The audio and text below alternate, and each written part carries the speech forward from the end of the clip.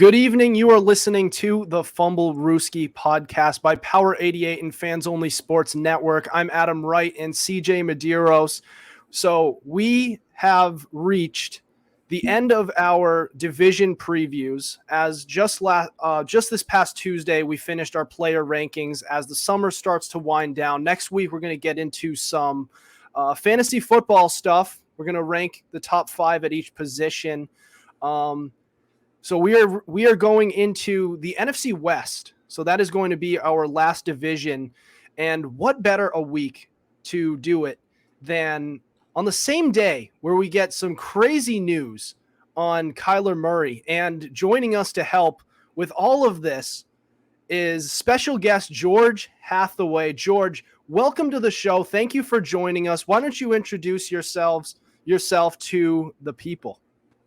Yes, hello. Thank you, Adam. Thank you, CJ. It's a pleasure being on here. So like Adam mentioned, I'm George Hathaway. Go to Dean College with these guys as well. And it's just a pleasure working with them, and also grateful to be on here to talk a lot of sports. Absolutely. You've been pretty involved also in the sports broadcasting world. You were just with a summer collegiate baseball league. Yes. Palm Springs Power? Yes. I was just out there in Palm Springs, California, wrapped up the season. It was a lot of fun broadcasting a little over 40 games. So it was a great experience, great opportunity. Got to meet some great people and connect out there across the country. Kind of putting Dean out there, myself out there. And I had a lot of fun on top of broadcasting baseball. It was a new part of the country that I got to go see. Never been to California before, but it was very hot, very dry, very deserty. So kind of glad to be back in the humidity of the Northeast. Yeah, I bet. And speaking of the West, we are talking about the NFC West.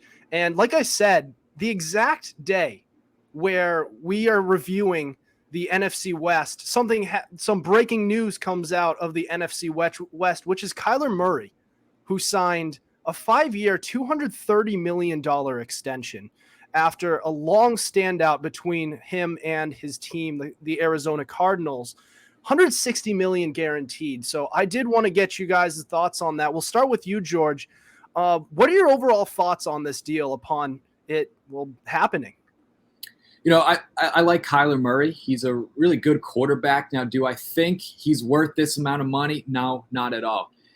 Arizona was good to start last season off. Everybody was like, oh my gosh, Kyler Murray could be MVP. I was one of those guys saying that as well. He had some miraculous plays, amazing talent that he has. But towards the end of the season, they stopped doing well. And I think if you want to have a quarterback at the helm that's going to take your team to that next step, you want Kyler Murray to be able to provide. So I think he's a little overpaid in this aspect. But, I mean, at the end of the day, Kyler Murray, he's a really good quarterback, somebody who can help his team out, but I just don't think that he's that guy who could be getting $160 million guaranteed. Yeah, certainly a solid point. A little bit overpaid. Actually, a little might be an understatement, but still their QB1 nonetheless. CJ, what are your thoughts?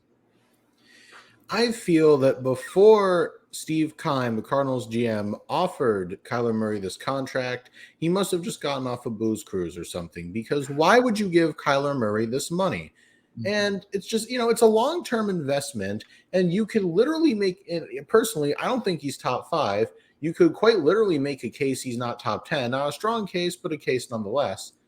And just, you don't really have that much money. DeAndre Hopkins is locked up in a huge contract.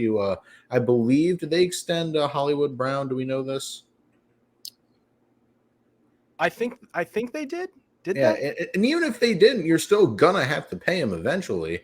So it's just like, why? Why would you do this? I get the current market. I really do. Keep talking. We're in the day. All right, you do that. But I'm just saying, we're in the day and age where even if your quarterback's slightly above average, you're going to have to hand him the big bucks. But Kyler Murray's getting paid like a top 5 quarterback, and he is not. And look, he's going, and not to mention, he's going to the Cliff Kingsbury Academy of second half of season implosions. So I swear, they had better made him promise up and down he's not going to just implode. because that's what he does. And he's going to face a really nasty test to start off the season because DeAndre Hopkins has been suspended for 6 games. My point is, this is a very, very high risk and maybe high reward, because I frankly don't see the Cardinals even winning the division. Yeah, so just to follow up there, Marquise Brown's contract is, so he's under contract through 2020 through 2022, obviously. Then 2023, 2024, he's an unrestricted free agent. So he has 2 years on his deal before then. So that's a little bit of time. They're going to have to pay him eventually, and I don't know if they're going to have that much money. And I think his value is going to go through the roof with Kyler Murray. So that's one thing to look at. But the biggest thing I look at, in a few insiders have pointed this out as well, is this really sets the market for Lamar Jackson, who's also due for a big payday as well. And he's not just like at the quarterback position. They kind of have similar play styles. You know, dual threat guys. They both can throw it down the field. The difference with Lamar Jackson, this is the biggest piece of leverage he has. Unlike Kyler Murray, Lamar Jackson has a league MVP award under his belt. Now, we can talk a lot about his postseason success or lack thereof, but he's going to have some leverage to talk to Baltimore about this. He'll say, you know, look, Kyler Murray got paid, and if you're not going to pay me, I'll just go elsewhere and get paid, or I'll hold out. And I'm not sure what the situation is there, but this certainly sets the market, and Lamar Jackson has to be jumping for joy looking at this. Another thing to look at is I have to point out, I did call this when this first started. You know, I said, look, this is all petty stuff that's happening, but like always with these young quarterbacks, there's going to be some dispute over a contract. Then he gets paid. And then in 2028, and I did say 2028, which happens to be when his contract is up. In 2028, there's going to be an issue, and then he'll get traded after after all of these issues. And look where we are now. So those are just my main takeaways there. But yeah. Yeah, I mean, Adam, I hear you. And as far as Lamar Jackson goes, you know, because of that MVP and because his upside is vastly superior to Kyler Murray's, I would argue that Lamar would actually deserve a contract in that ballpark. You know, granted, he could stay healthy. There'd have to be like some, like clauses about that. But I'm not loving it because the Cardinals really don't strike me as competitors, even in an NFC where like a lot of their elite players are gone. It's just, I don't see them getting past the Rams. The Niners, maybe they're good, maybe they're not. But I'm not a fan. See, I disagree. I think they're at least competitive. And I think they're a team that is at least, let's say they'll be in competition for a playoff spot. They have all the offensive weapons they need to do it. The offensive line could show a little bit of improvement. Their defense was actually pretty good last year. Just looking at it, it's their coaching, man. I mean, they've looked like among the best teams, among the best teams in the league in the early going in the past 2 seasons, and then they would fall apart. And what does that tell you? Cliff Kingsbury. So can they survive Cliff Kingsbury with the new weapons that they have? Kyler Murray's now happy. They gave him a little gift with Marquise Brown, who is best friends in college. So looking at that, they do have some good weapons, and their offense has improved with now Marquise Brown to add on to DeAndre Hopkins, who will be back after 6 games. But I don't hate where they are. I don't love it either. They're still going to be a competitive team, but I mean, at the end of the day, he is their QB1. I think the Cardinals could be a wild card team that could make some noise. You know, I don't think they'll win the division, but I think they'll be in that middle spot where you'll see them, and they're very good on paper. With DeAndre Hopkins, Kyler Murray, Hollywood Brown, those really elite 3 guys on that team. But I think it's going to come down to, once Hopkins comes back after 6 games, it's going to be, I think, a little tension between him and Brown. where Brown's going to get all the attention through, the first 6 games. And now, DeAndre Hopkins is going to come in thinking that he can run the offense. But I think Kyler Murray, I think with the 3 of them, there's going to be some issues a little bit, I think, to start off, kind of thinking about it. But I think they can make some noise in the NFC playoff picture if they're able to get a click going and they can really kind of ride it out down the stretch. Second half of the season, if they can really start playing well together, they can really do some damage in the NFC.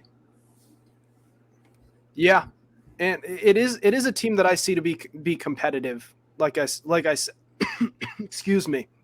Like I said, CJ, they might. You can make a case they finished 3rd, but 3rd also might just be good enough for a wild card spot, because there was just this mass through free agency, even in the trade market, this mass exodus of all these players from the NFC to the AFC. Like, the Packers they're just depleted, especially that offense. They may not even win their division, let alone be a wild card team.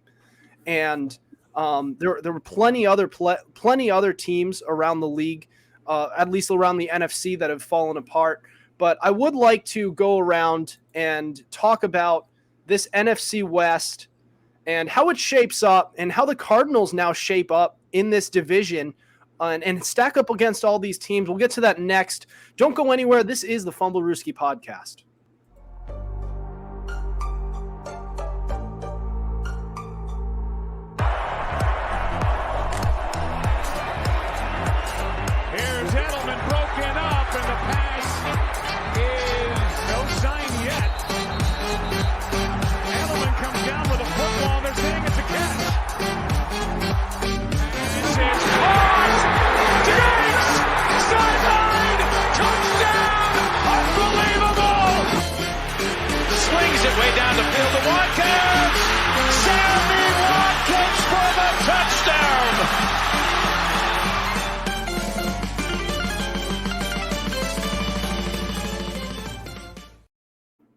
Welcome back to the Fumblerooski podcast. I'm Adam Wright, CJ Medieros, special guest George Hathaway with you tonight. And like I said, this is our season finale of our division previews. We've kind of just used this summer to preview next season, because that's what you guys want to look to, is next season when we're looking at the NFL over the summer. Nobody wants to hear what happened last year. We've already talked about it. It's over. Let's deal with it. We're on to the NFC West now, and after this, we're going to get into some fantasy football. But I want to hear how you guys think these teams are going to stack up against each other. So, George, how do you think this is going to work out in the NFC West? I think it's going to be Rams, the defending champs. I think that they're going to make a lot of noise. They're going to be very good. They're a very good team, very young, talented as well, with a veteran quarterback that knows a thing or two now with winning. I was very excited to see Matthew Stafford win a Super Bowl. So they have a very talented team.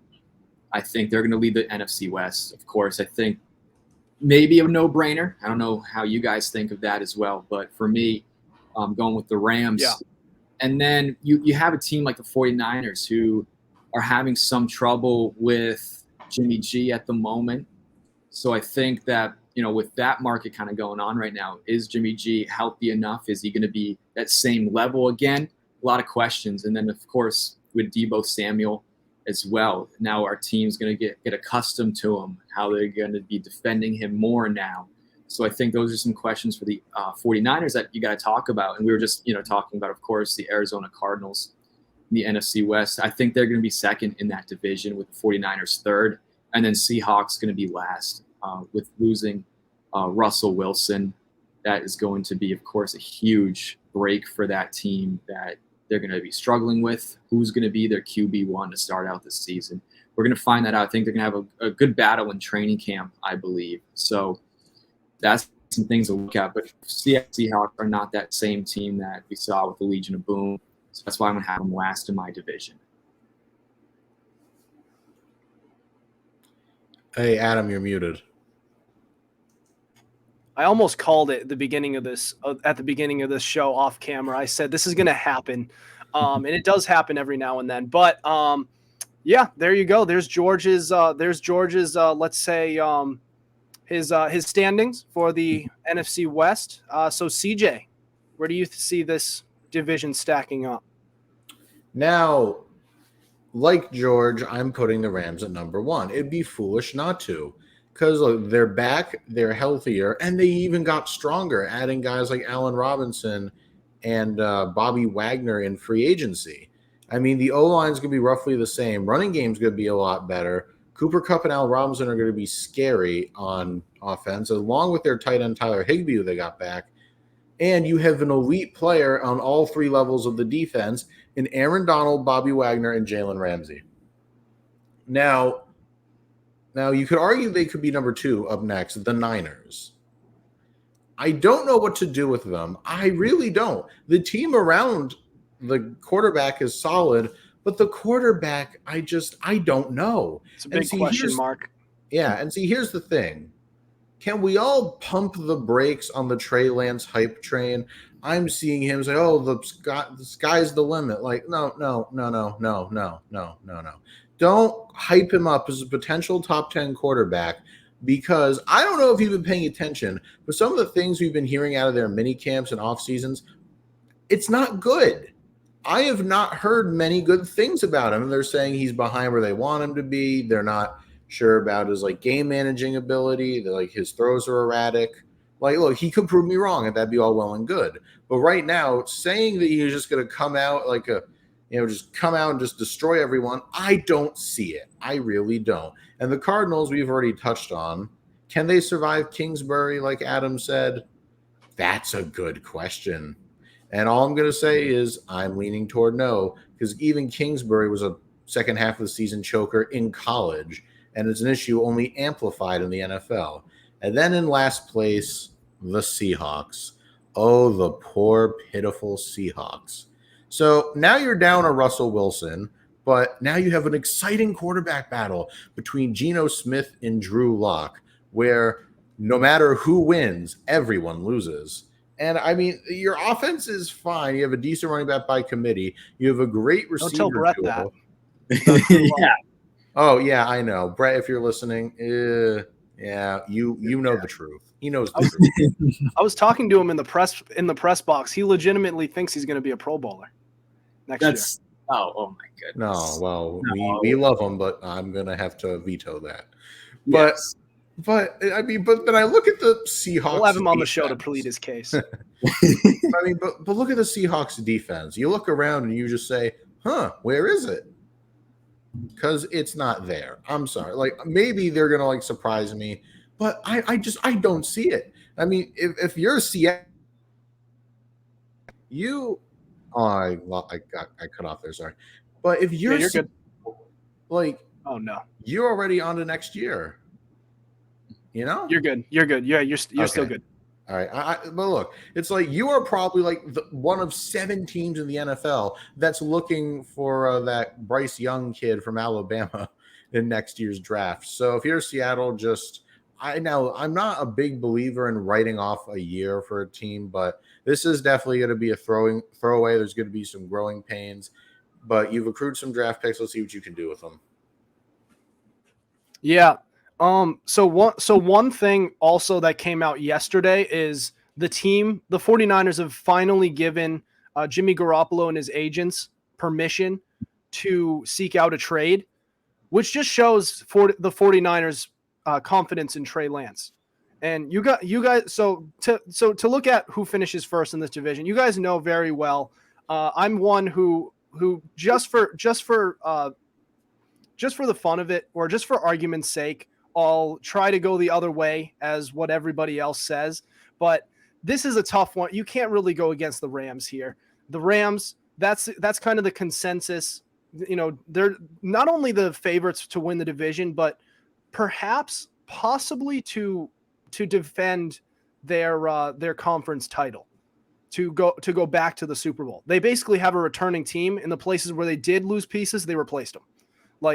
They just replaced Von Miller, and they also replaced Robert Woods and possibly upgraded from there with Allen Robinson.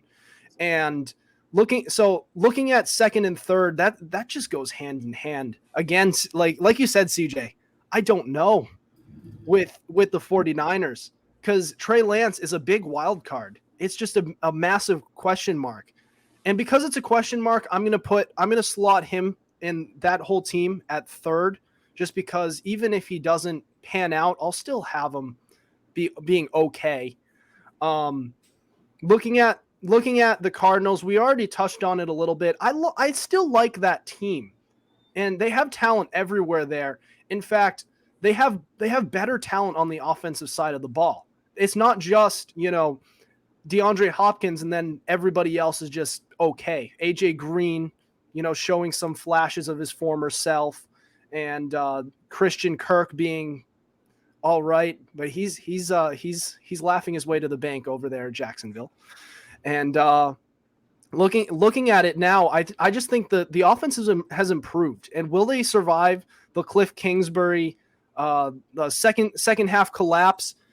See, it depends on your definition of it, because if you look at it and try to say, well, like, are they going to win the Super Bowl? If that's your definition of them surviving, then no, they're doomed. But to go, let's say 12-5, 11-6, I think they can do that. They're a better team than they were last year. And there comes a point where the talent just is so great that it's hard for the coach to screw it up. And we saw that with the Cowboys. The Cowboys did lose in the divisional round, but they had a great regular season. Actually, no, not even the divisional round. They lost in the wild card round, but still, great regular season. So it depends on your kind of definition, if that makes any sense. But Seattle, that's your we talk about our consensus number one with the Bills. Our consensus last place team is the Seattle Seahawks. And Drew Lock's a likable guy. I do like him. He's not a Pro Bowler. Sorry, Brett.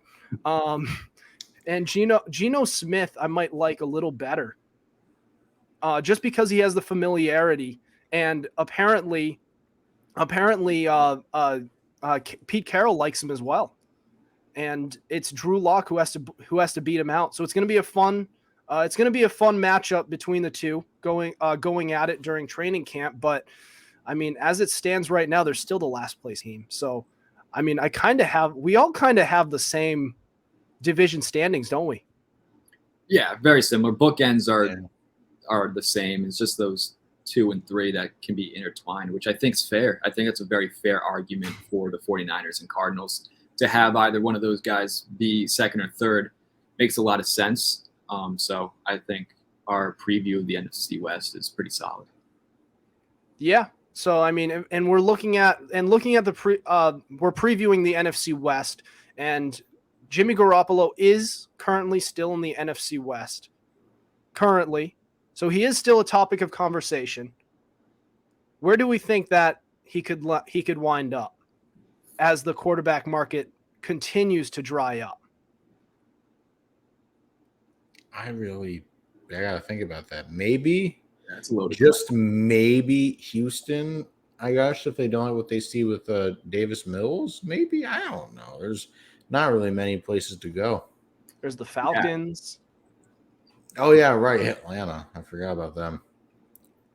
There's also, do we know what San Fran wants for Jimmy or no? They don't deserve much, if anything. Yeah, I was going to say, like, if they actually demand a first-round pick, I would literally conspire with all the other GMs to just lower the price. CJ conspiring with the GMs around the league. No, I know, not me. I'm just saying if I were a GM, I would literally just say, all right, that's it. Let's all continually lowball him. Yeah, because that's a fair argument. He shouldn't go for a first. He genuinely shouldn't. Second, maybe third, because you get some good years out of him. But yeah, honestly, but if I look at him too hard, his bones will break. I just think looking at it all, probably at the end of the day, Jimmy G's staying there. I think that there might be trade talks. San Francisco's not going to be happy. I think it's going to be a similar situation with Kevin Durant. They're going to want too much for him and then get nothing, and it's going to be a standstill, and everyone's just going to be upset. Because they paid a lot of money for Jimmy G after a really good year in New England, The hype was there, and then they took him to a Super Bowl. He just couldn't perform, and then he got hurt, and then everything just started going downhill there for the 49ers and Jimmy G. So that's why I think that, if we talked about trading him a few years ago, would have been a different story. Could have been going for a first round, but I think now you're looking second, third round pick for Jimmy G, maybe even like a B tier quarterback as well in that mix.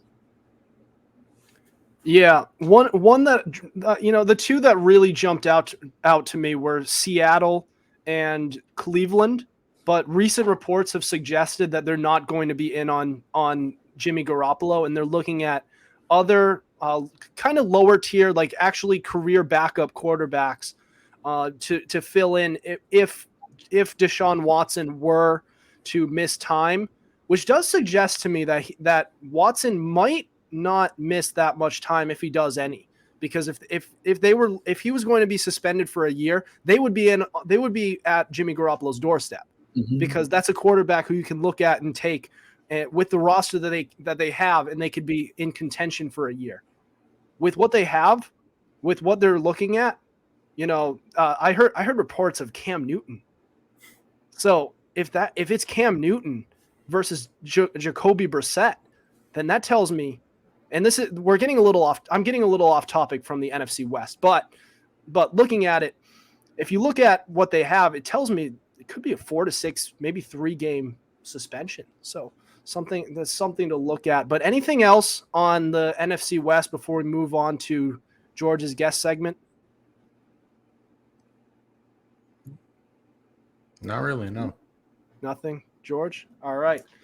So coming up, we're going to touch on George's guest segment, where we are going to cross sports into the NBA. We love to do that, and to go into some more sports, branch out a little bit, while still staying in our same lane, talking about the NBA this summer. The NBA offseason is as crazy as ever, and we're going to touch on that next. You are listening to the Fumblerooski podcast.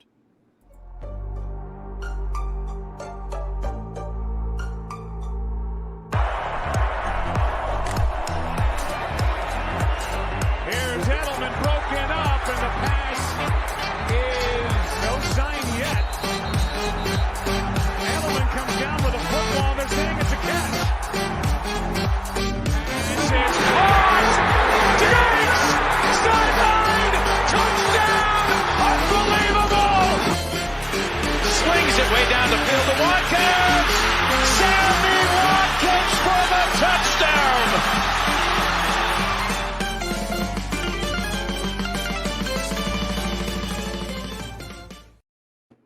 You are listening to the Fumblerooski podcast by Power 88 and Fans Only Sports Network. I'm Adam Wright, CJ Medeiros, special guest George Hathaway. And we've reached our guest segment, and George is going to talk a little bit about some of the young and upcoming teams this offseason around the NBA. So, George, what do you got? So some of my favorite young teams to look out for, everyone's going to start laughing about it, but one of my favorite teams, the Pelicans, always have, one of my favorite young teams to look out for is them. They're getting better. Unfortunately, their rookies that they drafted got hurt. Dyson Daniels, EJ Liddell, both got hurt during the summer league, so they're going to be out for some time.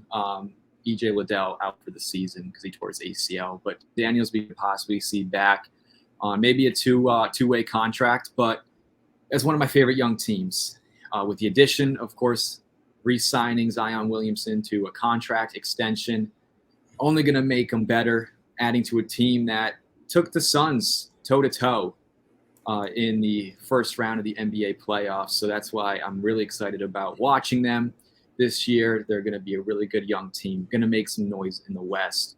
Another team in the West, I think the Pelicans' rival, we could start that conversation a little bit as well, is going to be the Memphis Grizzlies, a team that I think that are really good upside. They're second in the West, going into last season. So now coming into this year, I think they're really solid as well. They're going to build upon that. I think they can only keep adding on. Yes, they were second, and they ended up losing, of course, the NBA champions, Golden State Warriors, in the playoffs. But a really good team with a lot of young promise, and a team that was second in the West, and a team that can only build upon that.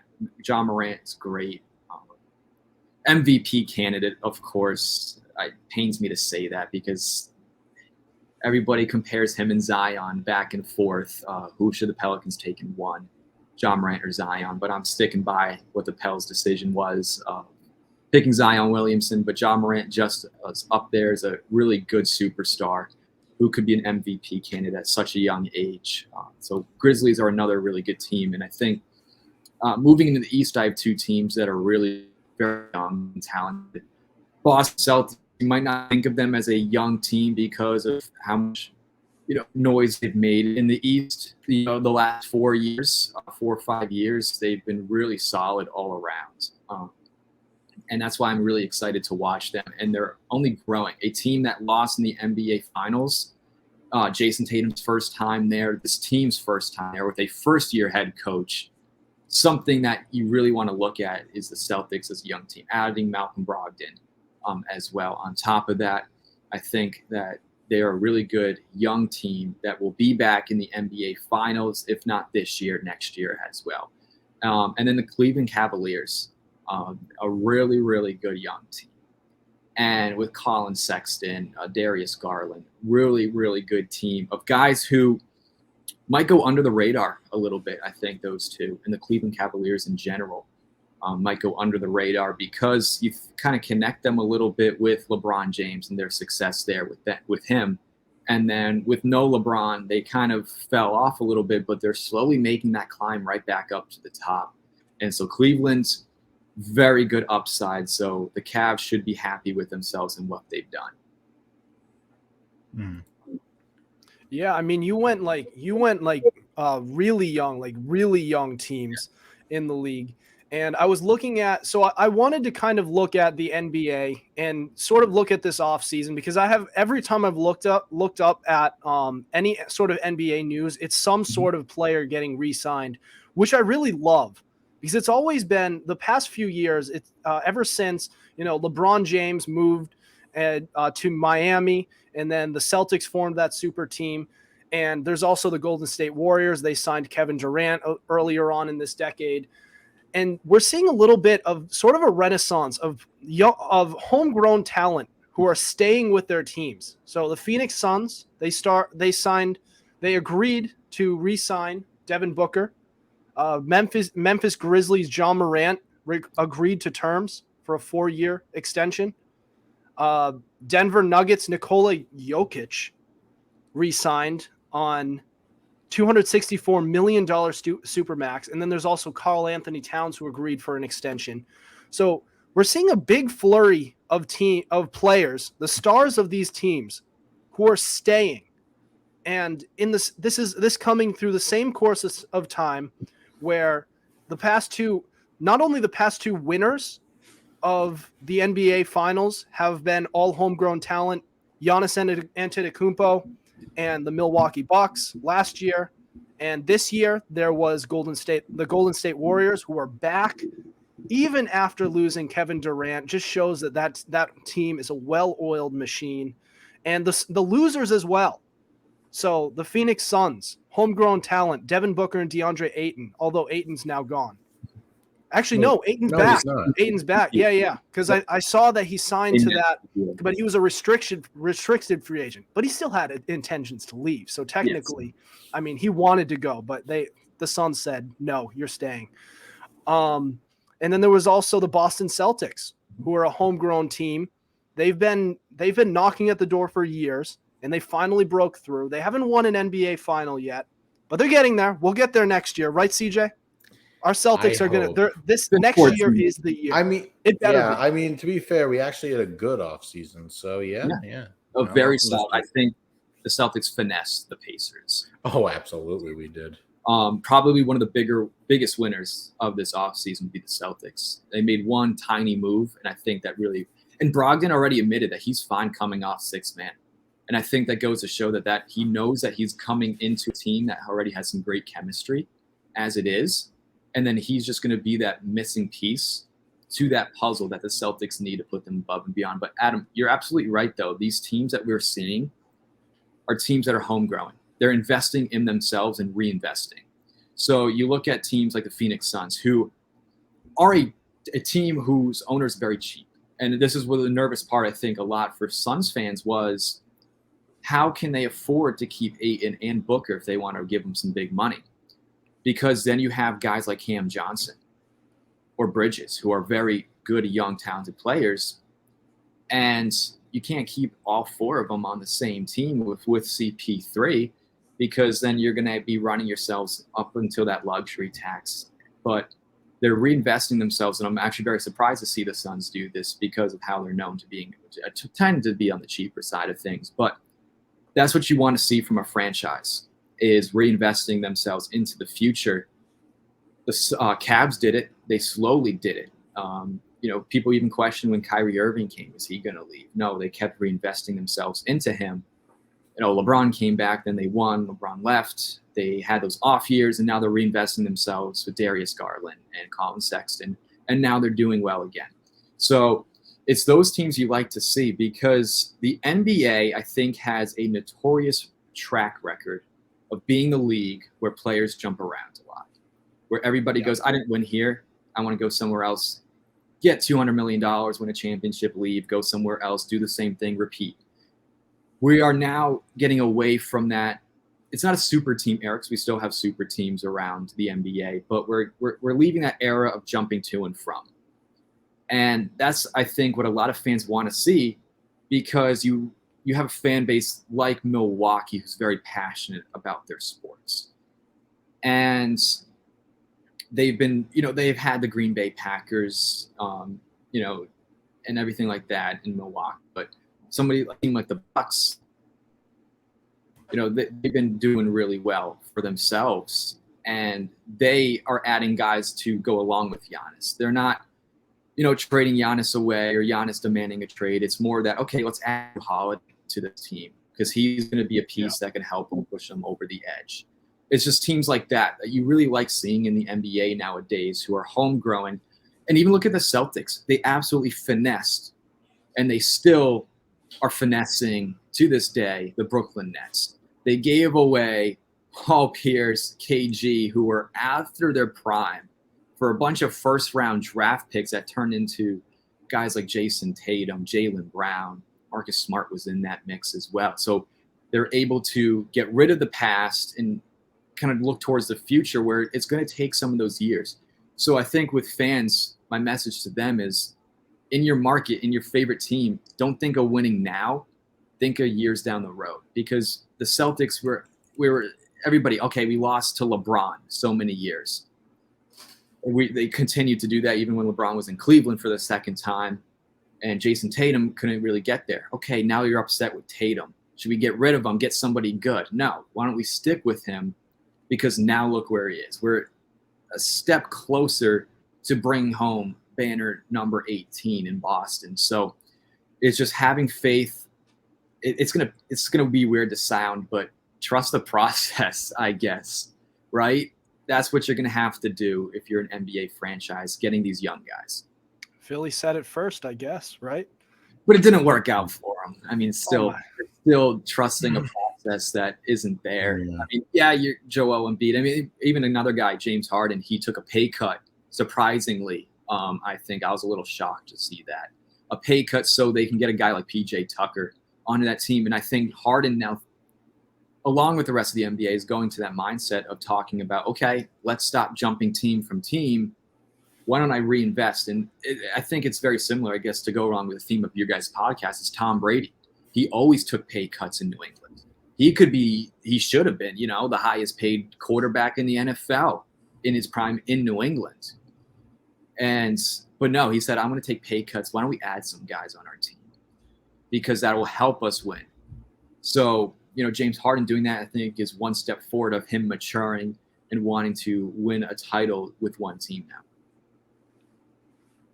Yeah, that's definitely Philly definitely did it first with the whole trust the process type thing, and everybody sort of went along with it, because it was a very catchy slogan. Everybody loved to say it. People used it themselves. The only I mean, they did. I mean, you have to admit that team did take it to the extremes, and there was a time where they were just straight up tanking every year, just fishing for draft picks and just throwing stuff at the wall and hoping it sticks. Yeah, And, I mean, I'm sorry, I don't want to jump in, but it's like it literally got to the point where the NBA forcibly removed their GM for blatant tanking. No. Mm-hmm. Yeah, I think tanking was a big part for Philly. I mean, there's times where nobody was in that stadium, where nobody was watching games. And I think now the long-awaited trust of the process is slowly working in Philly, another team that they could be there. But then you got the issues with Doc Rivers, and if he can hold on to a lead, if he can take a team to the playoffs like he did with the Celtics 14 years ago. So then there's those questions that are going to be arising as well. But ever since they lost, Philly said that Doc Rivers is their guy. So they're going to stick with them, ride it out. And I'm excited to see Philly. They're not going to win. They're not going to be able to go that next step, but I think they'll be able to do some really good damage in the East. All right, nice. I do want to levitate before we end the show. I do want to levitate a little bit more towards the Pelicans because that is your favorite team. So yes. What are your expectations going forward in the next couple of years? Because we're touching on the narrative, these young teams moving forward, reinvesting in their teams. They just reinvested in their guy Zion Williamson. Where do you see this team going, and how do you think? What are the best strings that they can pull in order for them to get the best success possible? So I think what this mindset for this Pelicans team is defense. Defense wins championships, like that motto says. And with the Pelicans, they arguably have some really great young defenders, some of the best young defenders in the NBA. Jose Alvarado is one of them. Herb Jones is a great defender all around. You're adding some guys in there. Zion, who is going to be a bully in the paint when it comes to defense. If he's able to do well on his footwork, I think that's the one big issue. Jonas Valanciunas is very good defensively as well. Then you add guys like EJ Liddell, who's a really solid defender once he's back and healthy. Dyson Daniels is very good. So this team is defense oriented. Yet their offense is just as good with guys like CJ McCollum, Brandon Ingram, Zion Williamson. All these guys can play really great basketball offensively just as well as they can defensively. So I think the Pelicans next few years, realistically, I'll give you realistically, because my fan, the fan inside of me is trying to crawl out and say that, that's yes, the goal. This team can go to the NBA Finals. But no, realistically, I think that this team could be a second round exit. Could we see them in the Western Conference Finals? Yes, but I'll give it a few years. But they'll make it past the first round this year.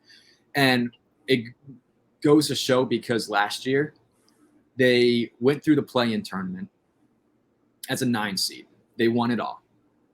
With their backs against the wall, they beat the Spurs, they beat the Clippers to go up and play against the Phoenix Suns, who were finals contenders, who just came off of losing an NBA Finals. So everybody doubted the Pelicans, they're going to get swept. A gentleman's sweep, if anything.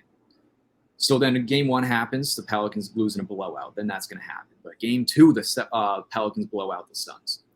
And then game 3 and 4, they go hand in hand. And it just goes up to game 6. And now everybody's like, okay, the Pelicans could actually upset the 1-seeded team as an 8 seed. And they're under 500 going into the playoffs as well. There are 3 teams actually in the NBA who have actually done that. The Clippers and the Celtics were the 2 other teams, and they got swept. Well, the Pelicans kind of broke that and took the best team in the NBA to 6 games. So that's why I think that if they're able to do that, I think they can actually go deep in the playoffs. And Jose Alvarado's already headhunting. He goes, I want to go against Kyrie. He's one of those guys who will chirp at you and get in your head. He did that to Chris Paul, a veteran leader, one of the greatest, they call him point guard, one of the greatest point guards we've ever seen in the NBA. And Jose Alvarado, an undrafted rookie, was inside his head the entire series. And that's what this team is. They have the dog in them, and they're able to fight. And I think they're not afraid of anybody. They don't care if you're Goliath, they'll take you down. So that's why I think this team in 3 years could make it to the NBA Finals. Right now, next year, let's work with Zion. Let's see how this team can go, because they're not going to be in the play-in tournament. they realistically could be a 6-seeded team, could be a 7-seeded team as well. And then the fan in me thinks that they could be top 5 in the Western Conference. So with everything that's kind of going on in the West, I think they could be a top 5 if they are so strong and they stay healthy. Yes, they could be top 5, but realistically, I think they're 6-7. Nice. So you take the big 3 of Zion Williamson, Brandon Ingram, CJ McCollum. Mm-hmm. Is that a recipe for a championship team? Yes. If they're let's say they're all healthy. Yes, all healthy. That's a big if. Championship team. And that is a big if. But I think Zion, he had the whole year off to recover. He was in Portland training, rehab. That's where the assignment sent him. And now you're kind of watching him play a little bit. And you're like, okay, could we see this dominant Zion that we saw at Duke University, even a little bit in his first? Because remind you, Zion was putting up 20 points a game off of 60% shooting. We have never seen that in the NBA before. He's putting up numbers historically in his first season. He reminds me a lot of Joel Embiid. And I put that comparison there with him. Embiid missed his first 3 seasons. Zion played more than Embiid did his first 3 years, but obtaining injuries and people questioning whether or not he's actually going to be the real deal. And so that's why I think that comparison of Embiid and Zion are right there. I'm not saying that Zion's going to win MVP, this year or anytime soon. I think he will. But if we can see Zion putting up 25 a game off 60% shooting again, and then I think the spacing for the Pelicans is going to be just as better because you're going to have 2 bigs down there who can dominate like Valanciunas and Zion. Then you're going to kick it out to in the corner for CJ McCollum because everyone's going to attack the paint because you have 2 bigs down there. That's just going to be a recipe for success in New Orleans, which is a basketball city. I will say that right now. The fans are loving it down in New Orleans. Just kind of experiencing it. They call themselves the Pels 12. So that is what the fan base is called. That's what we're rocking with because JJ Redick said there's only 12 Pelicans fans in the world. And yeah, there are only 12 of us. So what can I say? Probably the craziest fan base in the NBA, I say right now, is the Pelicans. When they went back to New Orleans for the Suns series, Jay Crowder could not make it out of there alive because nobody liked him. Everybody was chirping because they were thriving off that energy that the team was giving, which was they were going to chirp at you. They were going to yell at you. They were going to get in your head. And I think that is what New Orleans basketball is. From my understanding, though, didn't Jay Crowder kind of bring a lot of it upon himself too? Not to undermine. Yeah, he totally did. He did. I mean, it's Jay Crowder. We know his personality, and he thrived off of it. And I think that made the fans want it more. But, one thing that stuck out for me is even though we did lose in New Orleans, in the streets, everybody was chanting, "Let's go Pelicans," even though they lost in the first round. Why? Because nobody thought Pelicans were going to be there. Everybody underestimated New Orleans as a basketball city, as a basketball team. Relocate the Pelicans. Everybody talked about that. Move them to Seattle, wherever it could be, St. Louis. Move them out of New Orleans because they're a terrible franchise. They're not good enough. Well, guess what? This team has rallied behind that, and they love that underdog mentality, and that's going to work for them. It's still working because people still don't trust that Zion's going to be that same guy.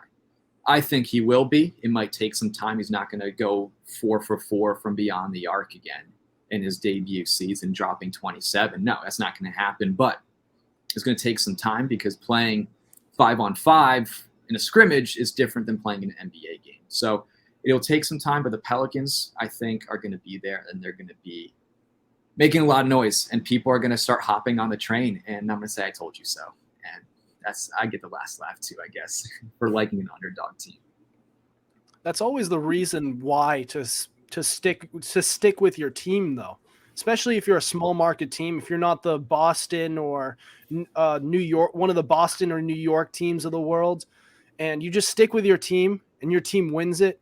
I mean, yeah, at the same time, there's also going to be some who will just say, just make those wild accusations of bandwagon. You definitely were a Celtics fan last year, a Golden State Warriors fan, but that must feel like much better seeing that you stuck around the team and you kept the faith, and then they went and they delivered a championship. Yes, if the Pelicans do end up winning a championship, even if they go to the NBA Finals, I will be on that first plane in New Orleans. No doubt about it. I will be. Gotta respect it. I'll be at that championship parade. Why? Because I'll probably never see one again, maybe. But guess what? I could say I was there for it, and I would love to be there. So you heard it here first. If the Pelicans do go, I will be at that NBA Finals game. It'll be even more better for me if it was a Celtics Pelicans Finals. That'd be amazing, right? But Then we'd be booking. Then we'd be booking either tickets. way. Yeah, you guys could come with me. We could all go together, enjoy some nice New Orleans food. Oh yeah, I've heard Bourbon Street's got a lot of good food, man. Exactly. So I think that I'll be at that championship parade, and I will be gloating about it. I think till the day I die. Yeah, or will be going to the championship parade, and Yes. then you'll just have to wait a few more years after Well, that. I mean, you don't hate the I'll Celtics. join you It's guys. not like you'd be fine either way. I wouldn't complain because I have not seen a championship parade yet in Boston, so I want to go to one. So I'm really banking on the Red Sox, Bruins, or Celtics to take me to one. Or the Patriots too, of course. I think they have. Mac Jones disrespect. I'm sorry, guys. I was thinking of what we're kind of in season, what's kind of getting closer to the Red Sox right now, but that's if they do well. But yes, Patriots, we're riding on that Mac Jones train. I mean, he's my QB, and he's taking us to the promised land. That's all I can say there. I hope so. But I've got to admit, it's out of the main four Boston teams, the closest one. It's definitely the Celtics. They just went to a championship. The jury's still, as much as I like Mac Jones, he showed some promise. Jury's still out on that guy. And the Red Sox. God. Yeah. We'll just leave it at that. Yes, exactly. That's a good way to sum that up. It's hard to believe that team was 11 games above 500 at one point. Now they're fighting just to stay above 500. Good Lord. In the last spot in the AL East. So. Yeah. They are in the toughest division in baseball, I will say. But it's at the same time, good Lord, it's not going well. But you guys have any other thoughts before we end the show here tonight? Nope. Nothing. All right. Well, George, thank you so much for joining us today. So without further ado, that'll do it for us tonight. Thank you for listening to us. Be sure to tune into us live Tuesdays and Thursdays at 7:30 on Twitter and Facebook through Fans Only Sports Network. Be sure to subscribe to our YouTube channel. We also have all our episodes available on Spotify, Spreaker, Apple Podcasts, iHeartRadio, Google Podcasts, and so much more. Also, be sure to follow our Instagram at Fumblerooski_podcast to keep up with the latest coverage on the NFL and our podcast. Otherwise, we will see you next week. Over and out.